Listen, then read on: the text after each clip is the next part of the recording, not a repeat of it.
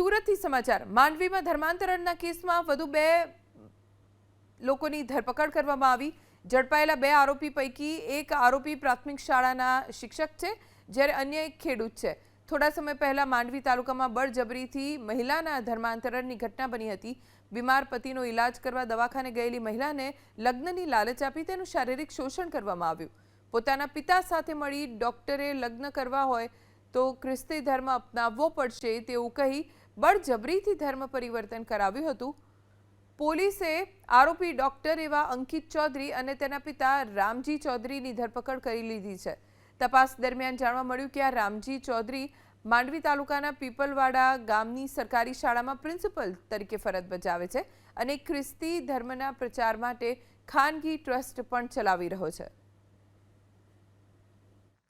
આજે ભોગ બનનાર છે એનું જ્યારે ધર્મ પરિવર્તન કરવામાં આવ્યું ત્યારે 20/4/2025ના રોજ ભોગ બનનારે કહ્યું એ પ્રમાણે ઈસ્ટરનો તહેવાર હતો અને ઈસ્ટરના તહેવારના નિમિત્તે આ બેન છે એમનું ધર્મ પરિવર્તન કરાવવામાં આવેલું અને ત્યારે આ જે આરોપીઓ છે એમની પણ આમાં સંડોવણી હોવાનું પુરાવા મળેલા છે અને એ દિશામાં તપાસ ચાલુ છે।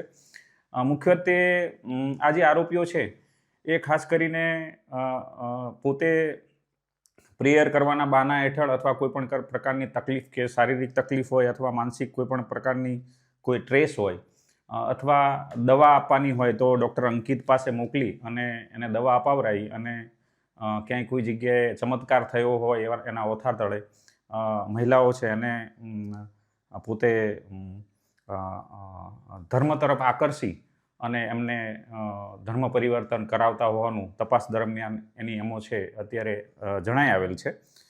એ દિશામાં હાલ તપાસ ચાલુ છે। આમાં કેટલા લોકોનું ધર્મ પરિવર્તન કરાવવામાં આવેલું છે એ દિશામાં પણ પોલીસ દ્વારા તપાસ કરવામાં આવી રહી છે અને કોણ કોણ લોકોનું આમાં ઇન્વોલ્વમેન્ટ છે અને આ જે નેટવર્ક છે એ કેટલું ફેલાયેલું છે એ દિશામાં પણ હાલ પોલીસ તપાસ કરી રહી છે અને આ ગુનાના કામે હાલ આ 4 આરોપીઓ છે એની અટક કરવામાં આવેલી છે અને તપાસ ચાલુ છે।